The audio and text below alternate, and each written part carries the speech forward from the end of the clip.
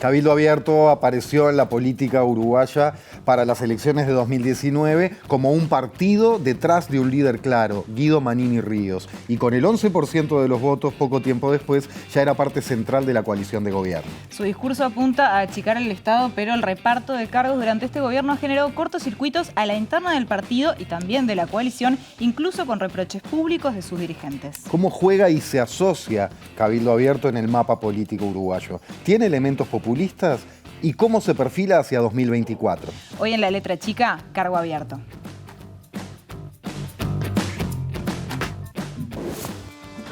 Bienvenido. Usted acá a la izquierda. 1, 2, 3. Durante 200 años nos faltó un conductor con verdadero espíritu nacional. Pero Dios nos ha mandado a Guido Manini Ríos. Hay que ir a un Estado mucho más austero y llevar a la austeridad que hay que llevar un Estado de un país que tiene problemas financieros y económicos. Hay posibilidades de adelgazar al Estado en lugares donde está muy gordo y está, en definitiva, asfixiando al sector privado, que es el que en definitiva genera los recursos para bancar todo. Ya fue reformada la caja militar. Acá se habla de 500 millones, 400 millones, bueno, pero terminar con esos 500 millones, ¿qué significa? Sacarle la jubilación a todos los que son beneficiarios o los que perciben jubilación militar. Cabildo Abierto hizo una propuesta para un proyecto de ley para poder poner un tope en 100.000 pesos los sueldos de aquellos que ganen más de 100.000 pesos. Un estudio del BID de finales del año pasado dice que 3.7 del PBI se debe al mal gasto, ¿no? Por supuesto que para el BID mal gasto también es el exceso de funcionarios, que es algo que no es tan fácil de achicar de un día para otro en el Uruguay. Si vemos al Ministerio de Salud Pública como tema, se estudia la posibilidad de presupuestar a unas 100 personas, una parte de ellas personal de confianza del actual ministro, Daniel Salinas, y también hay allí militantes del partido Cabildo Abierto. Sadjian confirmó que la mitad de las personas postulantes ingresaron en esta administración. En la lista aparecen el chofer del ministro Salinas, Celio Suárez de los Santos, Julio Buzón, yerno del presidente de Cabildo Abierto, Guillermo Domenech, que trabaja directamente para el ministro Salinas, el comisario retirado Carlos Popovich, ex custodia de Salinas y hoy coordinador de infraestructura y transporte de la cartera, Ana Luisa Sanguinetti, hija del coronel Luis Sanguinetti e integrante de la Juventud Cabildante, entre otros. El coronel retirado Enrique Montaño, vocal designado por Manini Ríos en ACE, dijo que en la negociación de los cargos públicos con el Partido Nacional hubo errores de inexperiencia política y dijo, estos nos recagaron en los cargos, y redobló diciendo que en ACE él montó una estructura gigantesca y colocó a 135 personas.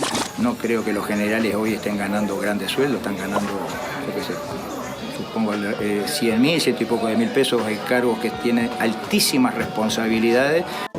Varios militares retirados designados en cargos públicos cobran doble.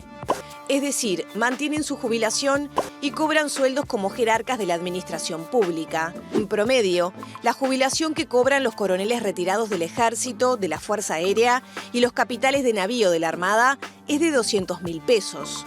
Las retribuciones de los cargos jerárquicos ocupados actualmente en varias reparticiones del Estado por militares designados por Cabildo Abierto y el Partido Nacional superan los 100.000 pesos. Hay cosas que es lo que la gente, yo creo que en el fondo no perdona, que es la falta de honestidad, la corrupción a todo nivel que se percibe.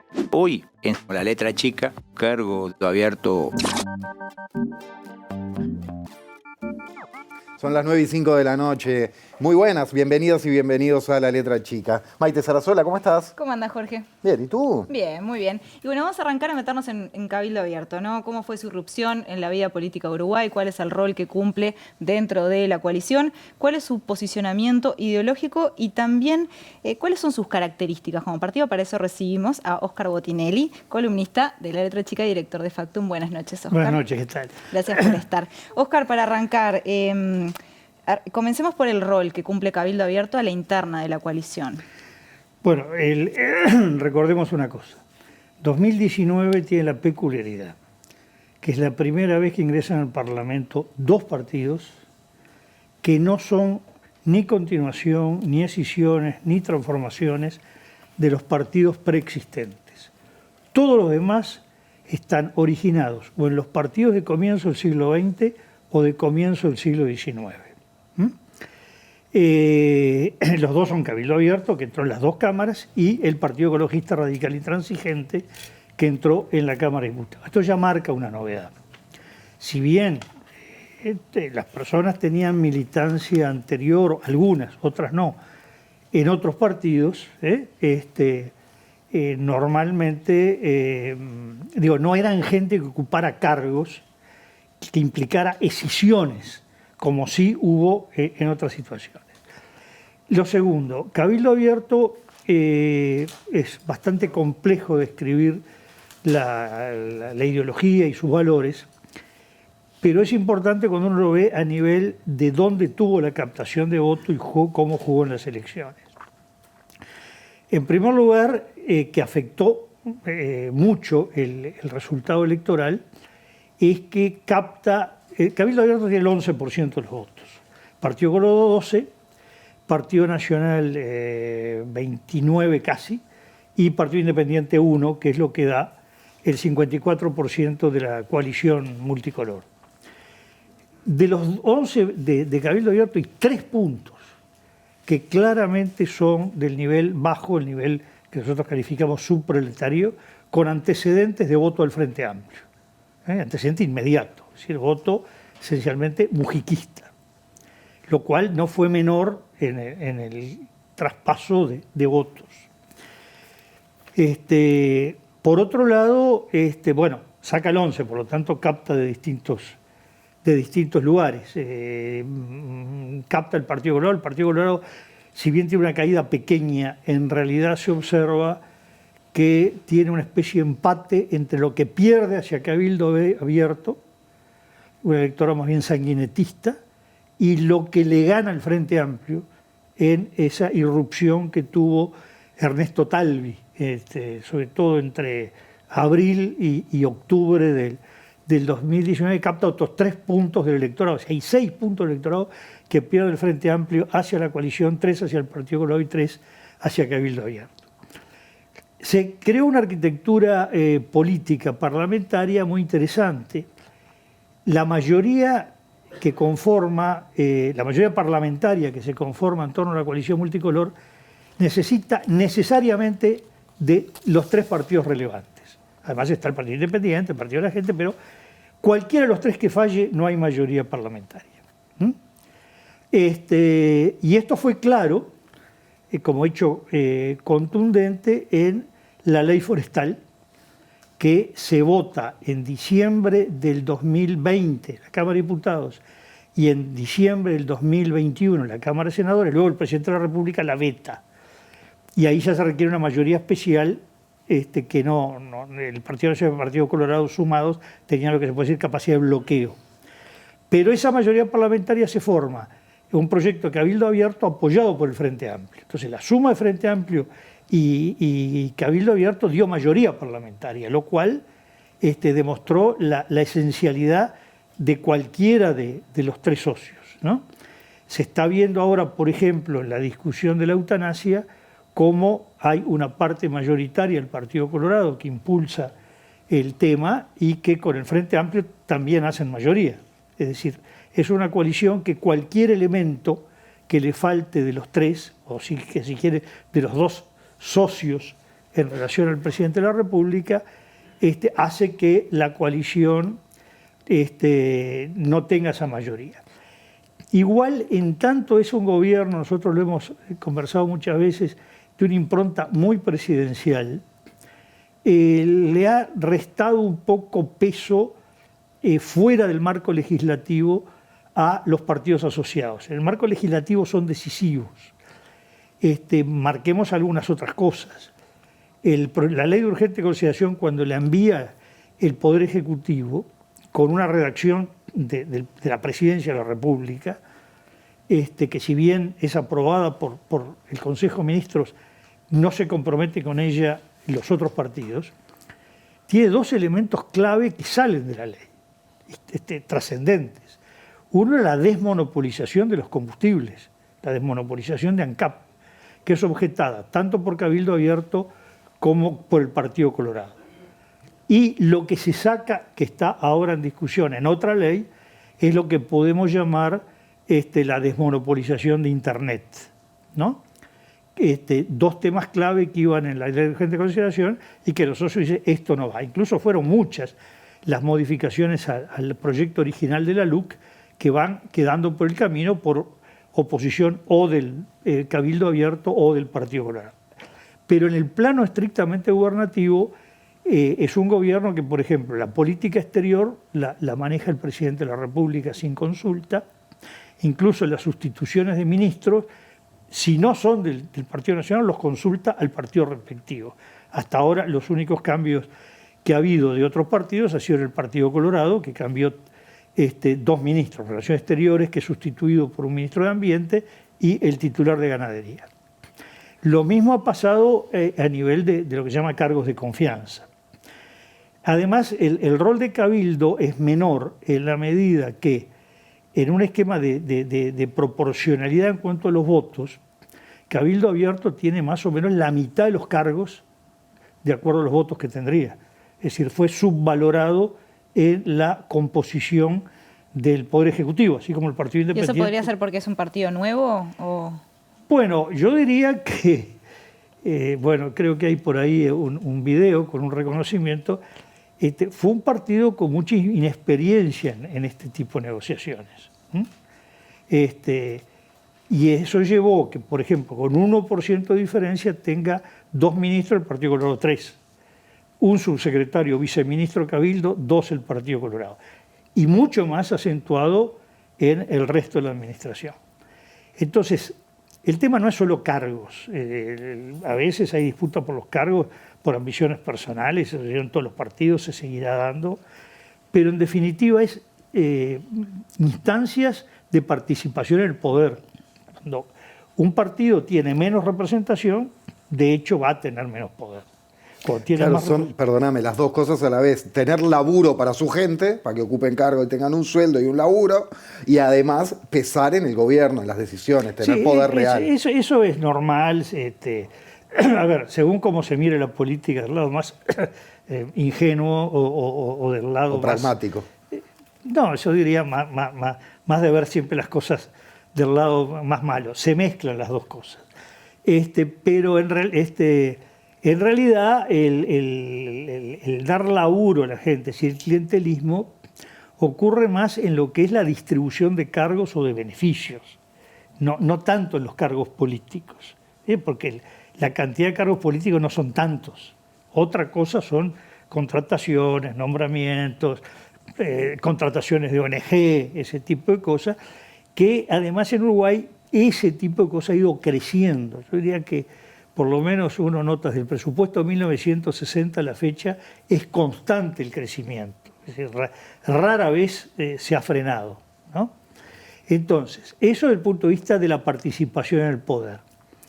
Desde el punto de vista ideológico, bueno, es un partido que hay que verlo con un conjunto de matices. Yo, por lo pronto, soy una persona que no me gusta ver en 2 dimensiones, en un plano la política, sino en 3 o, si se puede, más dimensiones. Por lo menos no pantalla plana. Entonces, hay un eje derecha-izquierda, hay un eje de liberalismo económico, libre mercado, Estado. Hay un eje valorativo-cultural, conservador, liberal, valores tradicionales versus la mayor libertad del individuo. Que ahora tiene una variante también, que es otro eje que puede ser liberal en la concepción de los valores, pero con una fuerte regulación del Estado frente a lo que es la libertad total del individuo. Este era el eje más clásico, donde lo conservador, los valores más bien vinculados a la Iglesia en el mundo occidental, y lo liberal, la expresión de los carbonarios, de los bolcheviques, o en el 68, que se expresaba mucho en una frase, el amor libre, ¿no? El amor libre es lo opuesto al amor regulado, que es lo que aparece, por ejemplo, en la ley de unión concubinaria en Uruguay. Pues digo, son 2 ejes distintos. Entonces, después hay ejes que tienen que ver con la geopolítica. Entonces, en ese tema que encontramos, el eje clásico derecha-izquierda, Cabildo es un partido que lo ubica en la derecha. En el eje libre mercado-Estado, bueno, Yo diría que está de la mitad hacia el estatismo. Incluso con concepciones estratégicas, es decir, el que hay áreas del Estado estratégicas que deben estar en manos del Estado para no perder el manejo de las mismas. Sin embargo, veíamos a Manini hablar de adelgazar el Estado. Sí, pero ahí una cosa es que el Estado tenga un presupuesto menor o menos cargos y otra cosa es privatizar organismos. Sí, el rol de las empresas, Manini claro, lo ha destacado sobre mucho todo el también. rol, cuando yo hablo estratégico, ¿qué es lo estratégico? Es la energía, combustibles, electricidad, las comunicaciones e incluso el rol del Banco República. Y en eso Cabildo tiene una posición muy diferente a la del Partido Nacional y del Partido Colorado, ¿no? E incluso diría diferente con algunos sectores del Frente Amplio, ¿no? Sobre todo, por ejemplo, el rol del Banco República. Después, en el plano geopolítico, bueno, tiene una visión relativamente crítica de un alineamiento muy incondicional con Estados Unidos. Tiene incluso contrario a la visión norteamericana, que el papel de los ejércitos es ser, de América Latina, ser guardias nacionales, una especie de policías militarizadas, y no propiamente ejércitos. Ahí hay una discrepancia. Y lo mismo el darle un rol muy fuerte a la región, ¿no? de considerarse muy partícipe de la integración regional, lo cual le marca una distancia sobre todo con el presidente de la República. En el eje cultural en el sentido de valores, ¿no? que hace la cultura en sentido antropológico, así como vimos ley forestal o Estado, que puede haber una cierta cercanía entre Cabildo y el Frente Amplio, en ese otro plano es exactamente las antípodas. Es decir, temas que tienen que ver género, diversidad, aborto. Cabildo está alineado en una... incluso la visión sobre el pasado reciente, lo que se le llama derechos humanos, pero referido a eso, Cabildo está en una punta y el Frente Amplio en la otra. Bueno, en aborto, digamos, la mayoría del Frente Amplio, no todo, ¿no? Pero está en los extremos. Por eso no es fácil hacer un alineamiento tan simple. Es uno de los problemas que está teniendo la política europea. Si hoy observamos, que es interesantísimo, las elecciones francesas, que este domingo tuvimos la primera vuelta de 2 de la elección legislativa, ¿qué encontramos? Bueno, primero, sobre Uruguay, para atar con esto. Yo escribí un artículo hace poco que hablé de que estamos en un triángulo isósceles. Esto no es saber de matemáticas, es haber aprendido en la escuela. El triángulo isósceles tiene 3 ángulos, 2 más cercas entre sí y cada uno de ellos más distante del otro. De alguna manera hoy el sistema político está jugando así, partidos tradicionales, Cabildo y allá el Frente Amplio. En Francia quizás el triángulo es más equilátero, más igual la distribución entre Macron, que está representando un poco la ortodoxia de la construcción de la Unión Europea, partidario del apoyo bélico a Ucrania en su confrontación con Rusia, del papel central de la Unión Europea sobre los países, del rol del sistema financiero, de que, por ejemplo, no se limite a las empresas privadas de energía la fijación de precios, que es uno de los dramas de España y Portugal, cuestionando toda esta política, el sistema financiero, la centralidad de Bruselas, como le dicen, y el apoyo a bélico a Ucrania, está en Marine Le Pen, que es lo que en Europa se le denomina soberanistas. Y la izquierda, con Mélenchon, está ahí, que discrepa con Marine Le Pen, por ejemplo, en la concepción sobre el tema de la inmigración o del crecimiento islámico musulmán en Francia. Ahí no hay tema de género y diversidad porque el jefe de campaña de Marine Le Pen es uno de los principales activistas de una organización gay. Claro. ¿No? Es una situación distinta. Pero sí el tema migratorio, lo que puede denominarse como xenofobia, puede serlo o no, pero digo, la acusación es de xenofobia. Y la izquierda tiene ese juego que tiene en algunos temas clave, como por ejemplo en este momento la guerra, una cierta coincidencia con Le Pen, y en otros temas, como es la inmigración, están en las antípodas. Entonces, se está dando un juego de tres que está complicando las apoyaturas, porque Francia tiene un sistema bastante endemoniado para el Parlamento, pues se eligen los diputados de a uno y en balotaje. Entonces, ¿quién apoya a quién? ¿Quién se retira? ¿Quién no se retira? Puede decidir la elección. Y el tema es, si hay demasiada confrontación entre la izquierda y Le Pen, y Marine Le Pen, puede darle mayoría en el Parlamento a Macron. Si no se destrozan entre sí, sin ganar ninguno, pueden sí hacer perder a Macron. Entonces, estos juegos de tres, juegos de tríadas que dice, primero son los más complicados. En toda la teoría de juego, lo más complicado es el juego de tres. De 4 o más actores, más fácil. El de 2 es, bueno, puede ser polarizar a los barra brava de fútbol o juegos de consocialidad, de entendimiento. Y Uruguay está más cerca del juego de tres, pero ya no el tres perfecto como se está dando en Francia, sino de alguna manera de tres donde 2 están en un bloque que se mantiene, que pretende llegar a las elecciones como tal, como una coalición. Blanca y Colorado.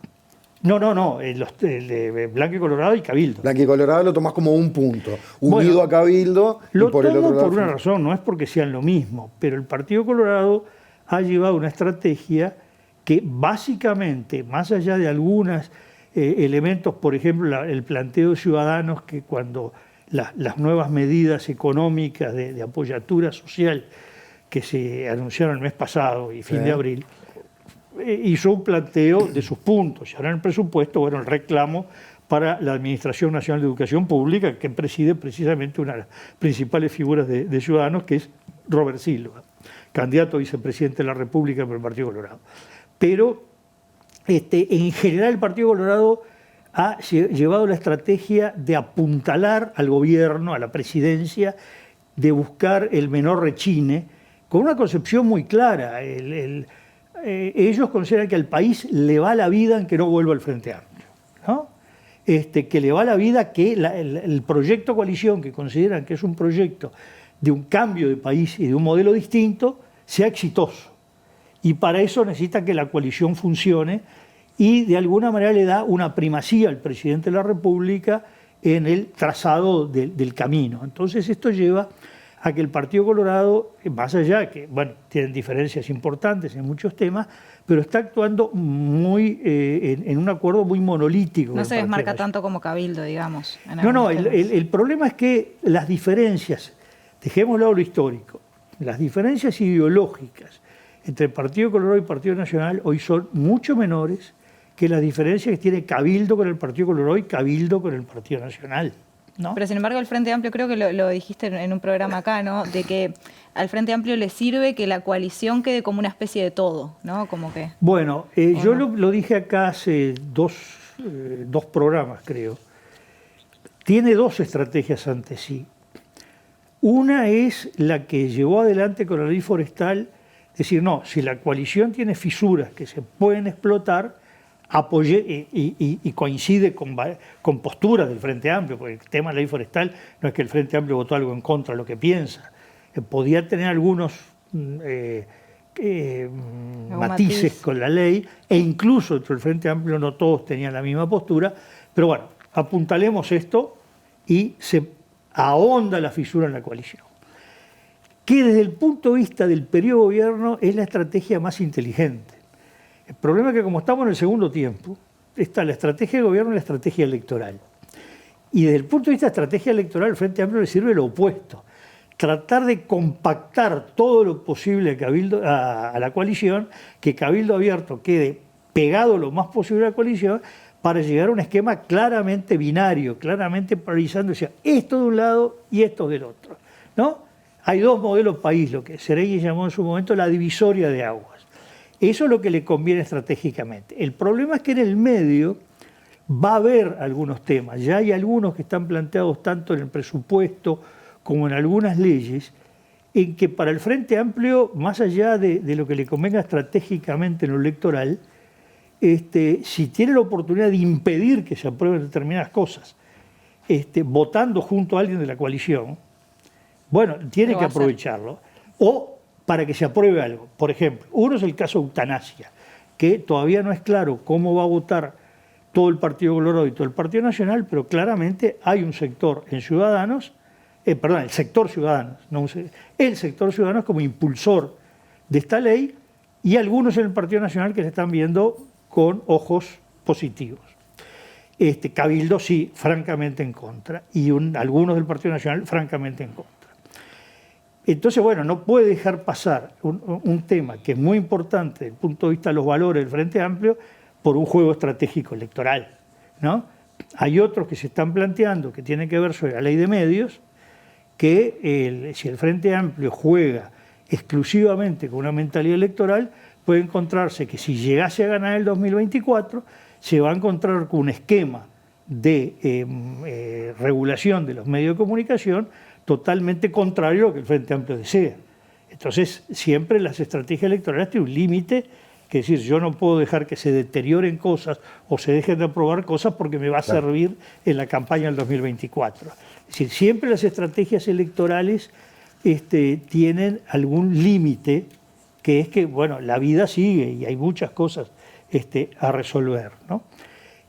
Pero lo que yo diría es, en lo que no es esencial, el Frente Amplio no va a gastar pólvora en chimango y tratar de que la coalición no se divida y, si es posible, se compacte, ¿no? Gracias, Oscar. La seguimos en la próxima. ¿Cómo no? Muchísimas gracias. Lo escucharía horas a Sí, sí, claro.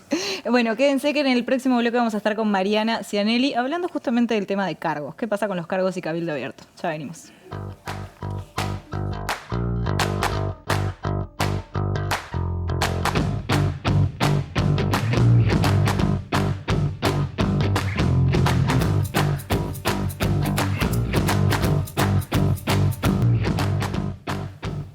31 minutos pasan de las 9 de la noche, seguimos con la letra chica y bueno, en campaña electoral lo veíamos en el tape de inicio, Cabildo Abierto insistía con el tema de adelgazar el Estado, hablaban de funcionarios, bueno, ¿qué pasó con los ministerios que tiene Cabildo? ¿En qué situación estamos? Para eso recibimos a Mariana Cianelli, columnista de la letra chica y periodista. Buenas noches, Mariana. Buenas noches, ¿cómo están? Bien, ¿y vos? Bien. Arranquemos por la cuestión militar. Que no lo hablamos demasiado en el primer bloque, pero que es algo que siempre ha estado presente cuando hablamos de Cabildo Abierto. ¿Decís que podemos hablar de un partido militar en un punto?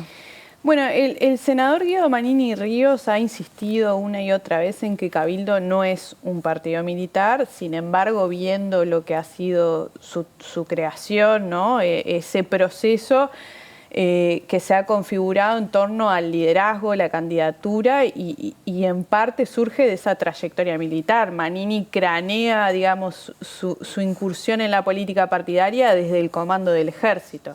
Recordemos también un video que lanza Manini Ríos en noviembre de 2019 en el marco de la veda electoral, donde le habla directamente a los integrantes de las Fuerzas Armadas, a los soldados de todas las jerarquías, y los llama a no votar al Frente Amplio. Entonces hay un énfasis ahí en un discurso y una llegada a los militares.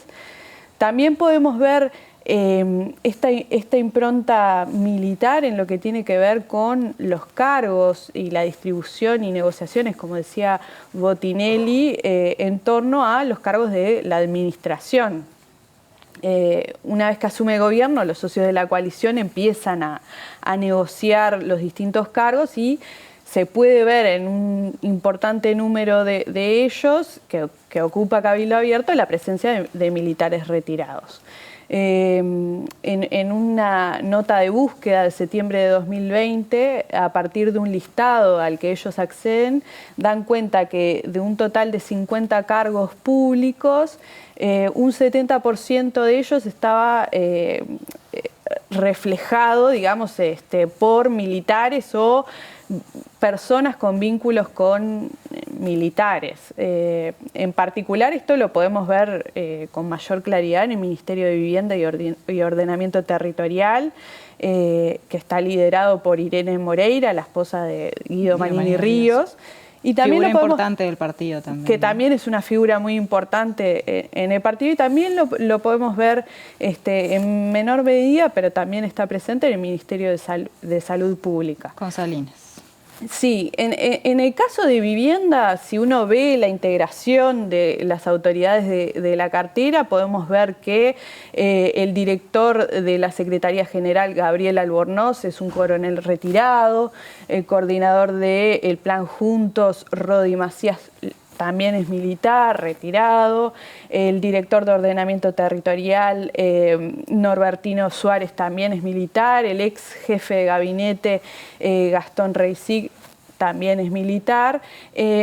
Y hablando un poco de la figura de Irene Moreira y trayendo un poco lo que ha pasado en estos últimos meses, la renuncia justamente del jefe de gabinete del Ministerio de Vivienda, de este militar Reisig, muestra un poco lo que está tramando o parte de la estrategia que está armando Cabildo Abierto de cara a las próximas elecciones, que tiene un poco que ver con cómo crecer como fuerza política, intentando llegar a militantes y también incorporando dirigentes por fuera de este mundo militar, ¿no? Sí, como abriendo un poco la cancha, ¿no? Abriendo un poco la cancha y volviendo a esta idea que Manini ha intentado, ¿no?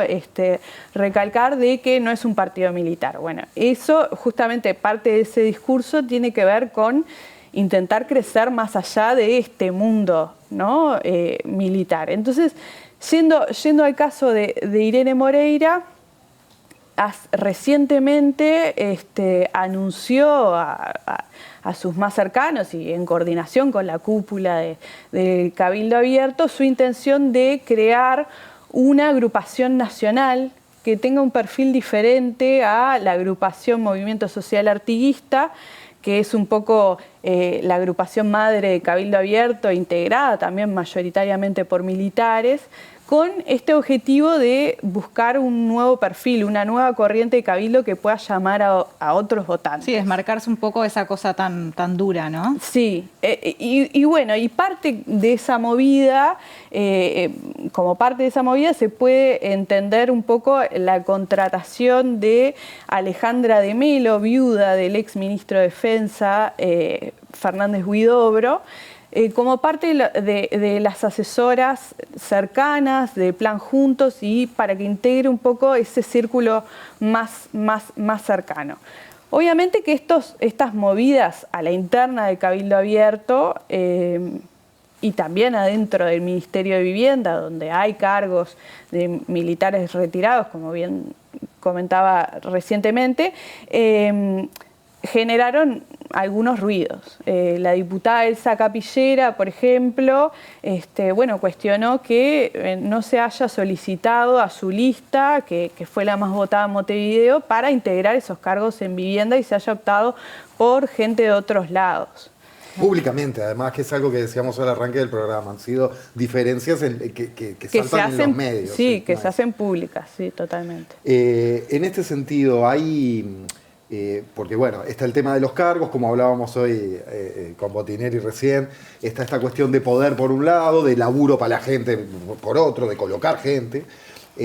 ¿Cómo es la situación actualmente? ¿Hay casos irregulares? ¿Hay casos que o no se ha dado discusión pública, pero todo en un marco regular? ¿Cómo está en Cabildo Abierto hoy este tema de cargos? Bueno, quizás uno de los episodios más notorios y que generaron más polémica fue el que llevó a la renuncia de Enrique Montaño, vocal de ACE por Cabildo Abierto, y uno de los fundadores del partido. Montaño, en una conversación con un ex militante de Cabildo Abierto, según informó Búsqueda en ese momento, se jactó de haber colocado 135 cabildantes en ACE, ¿no? Hace un año más o menos. Hace un año más o menos de eso. En la conversación hablaron de un montón de cosas, él hizo fuertes críticas al Partido Nacional. Fue como el primer momento donde había una disputa, un ruido bastante grande entre Partido Nacional y Cabildo Abierto después de que se destapara, ¿no? todo esto. A raíz de eso hace una investigación y lo que termina dando esa investigación es que de 650 cargos directos, 47 habían sido propuestos por Montaño. De esos 47, 30 habían sido contratados de manera irregular por distintas unidades ejecutoras y lo que fue pedir el cese, exacto.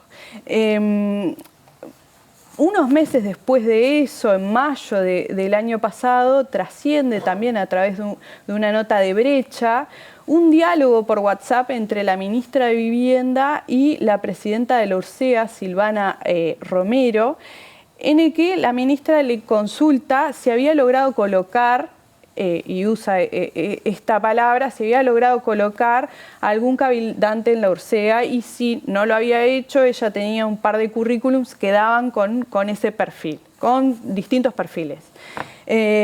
Romero le responde que sí, que lo había logrado y que había ingresado la esposa del diputado Martín Sodano a la URSEA. La ministra después en declaraciones públicas dijo que eso se trataba de una conversación privada. Y sí, lo dijeron también con lo de búsqueda, se escudaron un poco diciendo, bueno, esto era algo entre dos personas, no sabemos cómo llegó, e incluso, bueno, cuestionaron muchísimo a los medios también. También, en este caso, no dio mayores explicaciones de esa conversación.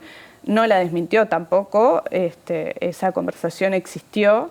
Y bueno, y después también todo lo que, más recientemente, todo lo que tiene que ver con los cargos en el Ministerio de Salud Pública que podrían llegar a ser presupuestados en la rendición de cuentas.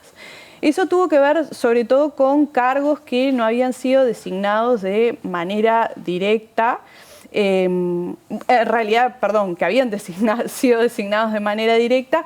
El subsecretario del Ministerio de Salud Pública, José Luis Sadjian, en conferencia de prensa dijo que bueno, que lo estaban evaluando, pero bueno, estos funcionarios, casi 100 funcionarios, habían ingresado por comisión de apoyo sin concurso. Esto también fue respuesta de una publicación periodística del semanario Búsqueda que da cuenta que Recursos Humanos del Ministerio de Salud Pública se había comunicado con estos funcionarios para consultarles si querían terminar siendo presupuestados. Sadjian lo que terminó diciendo es que de esos 96 cargos, 75 dijeron que sí y que había algunos que habían ingresado en el año 2000 al Ministerio de Salud Pública, de alguna manera sacándole el tinte político partidario de la cuestión. Sin embargo, de esa cantidad de cargos, muchos están relacionados o han tenido un vínculo cercano con Salinas o con Cabildo Abierto en particular. Entre esos funcionarios está el chofer de Salinas que integra la juventud de Cabildo Abierto. También está el yerno de Guillermo Domenech, presidente del partido y senador, que entró como adscripto de Salinas al Ministerio de Salud Pública. Y luego de que trascendiera todo esto, desde la Oficina de Servicio Civil, el director Conrado Ramos informó que de alguna manera se había dado marcha atrás con esta intención, aunque todavía no tenemos la rendición de cuentas, y que no se iba a regularizar ningún contrato que no fuera a través de un concurso. Ese es un poco el panorama, lo más reciente que hubo en torno a estos cargos. Pero hubo otro caso sonado también, ¿no? Y hablamos del interior. Hubo otro caso sonado que tiene que ver con el diputado Rodrigo Albernaz de Salto. En Radio Sarandí dieron cuenta que que Albernaz había ingresado a distintos familiares y allegados a distintos cargos públicos. En concreto, su esposa es diputada suplente de él y ha ingresado en algunas oportunidades a la Cámara Baja. Su madre integra la Junta Electoral de Salto y su cuñada es suplente de su madre. Su cuñado también está como secretario en el Parlamento. Y a respecto a Albernaz, en una entrevista en Búsqueda, el argumento que él daba es que, bueno, los grupos políticos o las listas se conforman con las personas cercanas. Y cuando él miraba a los costados, bueno, ¿quiénes son esas personas cercanas? Familiares, allegados, e incluso dijo algo así como que en las próximas elecciones estaba pensando en lanzar una lista de familiares de Rodrigo. Que, bueno, eso habrá que ver. O sea que en todos estos casos que tú mencionaste, tanto vivienda como salud, como Albornoz y otro más que se me está escapando, tuvieron estado público debido a investigaciones periodísticas. O sea, el rol de la prensa en esto fue clave, no fue que hubo ninguna investigación interna que diera cuenta de que había ciertas irregularidades. No, por lo general estos casos trascienden justamente por investigaciones periodísticas y a partir de ahí, bueno, las autoridades toman cartas en el asunto, se inician investigaciones, se ajustan procesos, pero si esto no sucediera, probablemente no sabríamos de todos estos casos, ¿no? Que son varios. Mariana Cianieri, muchas gracias. La seguimos en la próxima. Muchas gracias. Bueno, le cedo el honor. Muchas gracias. Ya viene Juan Pablo de María, que es magíster en Historia Política, para seguir analizando a Cabildo Abierto en el último bloque de La Letra Chica. Ya venimos.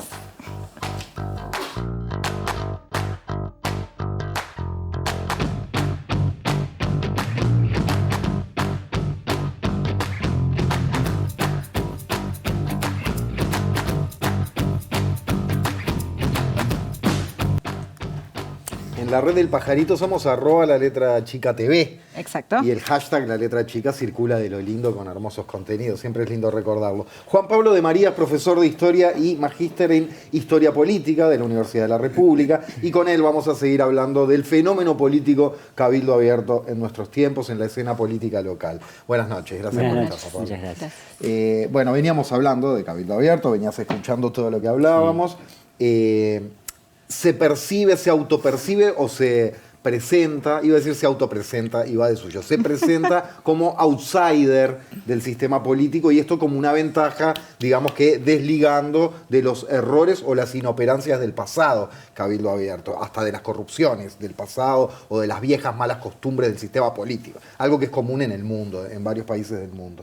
Entonces, también veníamos comentando distintos asuntos que para bien o para mal se nota un poco su condición de nuevos en el juego político. Para empezar entonces, ¿cómo se para Cabildo Abierto en el sistema político siendo que se presenta como outsider?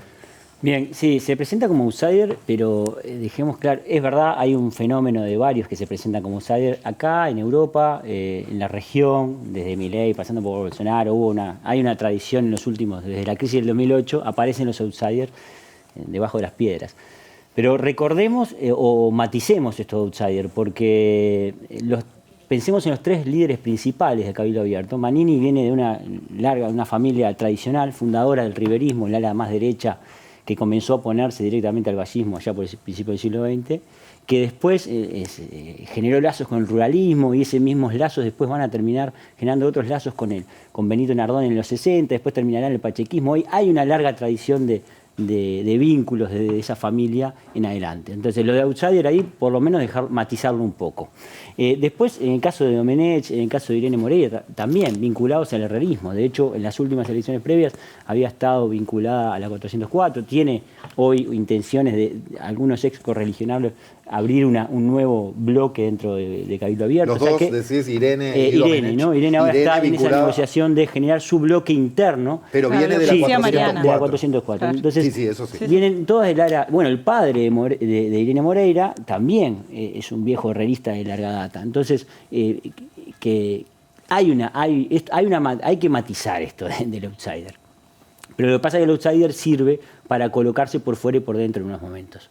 Lo difícil es seguir con la idea del outsider cuando uno ya está dentro del gobierno. Y ahí está el conflicto que tiene, me parece, Cabildo Abierto, que por momentos se desmarca y por momentos es gobierno. Porque eso tiene costos políticos, los va a tener. ¿Dónde colocarlo dentro del espectro político? Y bueno, está a la derecha, como decía Botinelli hace un rato, claramente a la derecha. Pero es una derecha, hoy hay una enorme cantidad de conceptos vinculados a la ultraderecha. Hay quienes hablan de ultraderecha, extrema derecha 2.0, neofascismo, fascismo liso y llano, populismo reaccionario, populismo de derecha, populismo de extrema derecha. El debate en torno a cómo denominar esto es difícil. El propio Tinelli decía hace un rato, ¿cómo identificarlo? Porque por momentos tiene claras características de populismo de derecha, como el caso de Le Pen, como decía Botinelli. Pero también tiene estas cuestiones vinculadas a los libertarios. Pensemos en Milei. Por ejemplo, tiene parecidos con Milei en Argentina en esto y con Bolsonaro en Brasil con esto del rechazo a la agenda de derechos, ¿no? Pero por otro lado tiene una diferencia enorme porque se acerca más a otros populismos de derecha porque defiende un rol del Estado claro, como decía Botinelli hace un rato. Entonces, hay ahí algunas diferencias y es difícil englobarlo. Creo que está en construcción y como tal hay que esperar qué elementos se van decantando. Tiene algunos aspectos de un partido populista de derecha. Maneja... Y cuando digo derecha, de la derecha hay un politólogo, Cory Robin, que dice la derecha básicamente es la reacción frente a las jerarquías amenazadas. Y en cierta forma, desde el 2005 en adelante, hay jerarquías amenazadas. La propia llegada del Frente Amplio al poder generó una amenaza política para ciertos sectores, y la agenda de derechos desarrollada de allí en más también generó amenazas, ¿no? En otros lados, ¿no? ¿Por qué? Porque el movimiento LGTB, el movimiento feminista y la cuestión de la ideología de género siempre el concepto está ahí, de ideología ¿no? de género y marxismo cultural son dos conceptos que utilizan este tipo de movimientos porque se sienten amenazados desde un lugar cultural. Entonces la amenaza es política y la amenaza es sociocultural. Entonces ahí creo que aparecen, lo podemos catalogar como un movimiento o un partido populista de carácter de derecha o extrema derecha, en ciertos momentos. Igual hay que dejarlo de cantar, me parece. Sí, también se van a tener que ir adaptando la estrategia de cara a las próximas elecciones, ¿no? A ver cómo van cintureando. Y ahí es lo difícil, porque yo creo que ahí tienen cierto techo. Habría que ver cómo manejan esta visión del outsider y cómo salen y entran del gobierno estos 2 años que quedan. Claro. Juan Pablo, tú escribiste un artículo en La Diaria donde decías que el diputado Eduardo Lust realizó una reflexión sobre la pobreza y en esa reflexión expone 2 explicaciones posibles. El propio fracaso de las personas que ocuparon el poder, a pesar de su buena voluntad, o la otra, que el fracaso fue y es deliberado. ¿Cómo podemos explicar este razonamiento? Y ahí sí hay un elemento bien populista, en definitiva. Este es un elemento, ¿no? Si nosotros definimos los populismos o algunos rasgos populistas como el culto a la personalidad, ese mesianismo en la figura de un líder, la movilización que tiene eso con de Manini, masas, ¿no? que eso lo tiene claramente con Manini. Domenech dijo, Dios nos envió Manini. Lozano hace un tiempo, creo que el año pasado, hay un artículo que decía, en La Diaria, que decía algo así como Guido es el partido, ¿no? Y ahí hay una cuestión que viene de incluso, no es que yo estoy diciendo que sea fascista, pero viene hasta comparten el populismo y el fascismo esas 2 categorías de que el líder encarne al pueblo, encarne al partido. Como esa cuestión de sacralizar, claro. Y no es un concepto nuevo. Hay un par de historiadores, Mosse y Gentile, que decían, eso se llama sacralización de la política, trasladar las lógicas religiosas al mundo de la política. Y en cierta forma, y otro elemento que acompaña a esto es el tema de plantear el enemigo, el otro. O estás conmigo o estás contra mí. Eso es muy, muy clásico en los regímenes populistas. Entonces ahí se plantea una lógica dicotómica, blanco o negro. Y en cierta forma, eso es lo que plantea Luz. O acá se equivocaron todos, ¿no? Por ineptos, o acá hubo mala intención. Y entonces acá hay otro elemento clásico del populismo también, que es el conspiracionismo. Entonces, bueno, acá hay una mano maquinea que está manejando todo detrás, un titiritero. También es otro elemento que aparece. Lo que pasa es que allí, en ese caso, es un peligro, porque eso deteriora la práctica política. Inerarity, un filósofo español, dice, la política es básicamente saber ceder para poder ganar.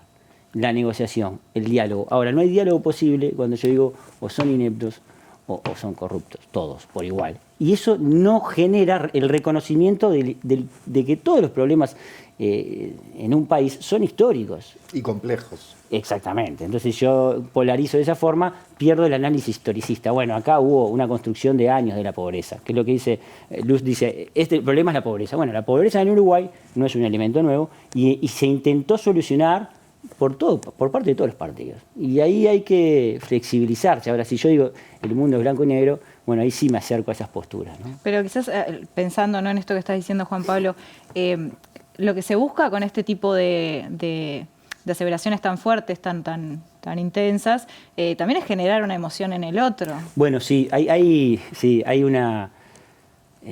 varios historiadores y politólogos que ya están manejando en los últimos años, y eso es muy bueno, el concepto de que la política no es solamente racionalidad, son emociones. E incluso la esencia de los regímenes populistas, en cierta forma, son los discursos o los mitos, ¿no? Hay Casulo, una politóloga argentina, dice, la base de los regímenes, ¿por qué funciona un discurso populista? Es porque genera mitos. Porque el discurso construye, materializa conceptos. Entonces, en cierta forma, hay que recordar que los discursos de cualquiera de estos regímenes, si uno los empieza a analizar, van todos directos al corazón. A los indignados, ¿no? Hay mucho indignado hoy en Europa, en América Latina, a los que están descontentos. Y eso es apelar a las emociones. Entonces, la política son emociones. No podemos decir la política es solamente racionalidad. El tema es si yo manejo el equilibrio entre lo racional y lo emocional. Y es curioso del juego político siempre, pero eso nos asombró siempre, no pensábamos a Cabildo Abierto, cómo a veces se hacen aseveraciones tan fuertes o descalificadoras y después se sientan a conversar a los 5 minutos y a seguir negociando. Bueno, sí, sí. Pero bueno, un par de frases que tengo anotadas acá. Guillermo Domenech, senador, nos van a imponer una ley por la que la homosexualidad sea obligatoria. Inés Moncillo, diputada, tal vez el femicidio es un exceso de amor. Y como esas muchas otras, que en este caso apuntan a mover las emociones de ¿quiénes? De los indignados por el avance de la agenda de derechos. De los que se sienten amenazados. Y esto no es una receta nueva. Steve Bannon la instala asesorando a Trump en Estados Unidos, lo hace Le Pen durante un tiempo, después matiza, ¿no? Y lo hizo Bolsonaro en Brasil, lo hace como una estrategia clara y un poco extrema Milei en Argentina, ¿no? O sea, esta idea en este mundo de posverdades es más importante la performance del discurso que esos contenidos, porque apuntan a eso, apuntan a las emociones, a aquellos que se sienten relegados o amenazados. O sea, si soy hombre, me siento amenazado por el avance de los derechos de las mujeres, si soy heterosexual, me siento amenazado por el avance de la agenda gay. Entonces, desde ese lugar apela la emocionalidad. Y ahí el discurso racional desaparece. Y esto no está pasando acá, están pasando en varios países cuando las indignaciones frente a las amenazas de los avances de los derechos de otro tocan o generan miedo. Corey Robin, un politólogo estadounidense, tiene un libro que es brillante que se llama La historia del miedo como uso político, ¿no? Entonces, y hay una larga trayectoria de eso. El miedo se utiliza en base a generar constantemente una emoción de amenaza que yo después puedo sacarle jugo. Entonces, no es extraña este tipo, no le falta lógica a estas aseveraciones viniendo de quienes vienen y generando un discurso que no es el único que se ha generado en Uruguay. Históricamente Uruguay tiene una larga tradición de algunos elementos que se salían o eran incorrectos políticamente, ¿no? O sea, esto de la incorrección política, que es un nuevo fenómeno. Pero ya no se mira raro todo esto. Claro, pasa que antes eran pocos, ahora aparecen como elementos muy novedosos de la política nacional. Yo creo que es bastante nuevo. Siempre hubo alguno de estos. Teníamos a Nardone en los 60, teníamos a Pacheco más adelante, pero acá hay como muchos más, ¿no? Y más avalado por lo que pasa internacionalmente y por un mundo de redes que contiene esto de una forma importante, ¿no? Juan Pablo de María, muchísimas gracias por este tercer bloque en La Letra Chica. Cerramos y ya se viene a la pantalla de TV Ciudad historia de la música popular uruguaya en esta noche de martes. Y mañana vamos a estar hablando de vidas consumidas. Hablaremos sobre el consumo en general, cómo se nos estimula a consumir, qué es la obsolescencia programada y cómo afectan a nuestra sociedad los créditos de consumo y sus intereses. Gracias por acompañarnos. Hasta mañana.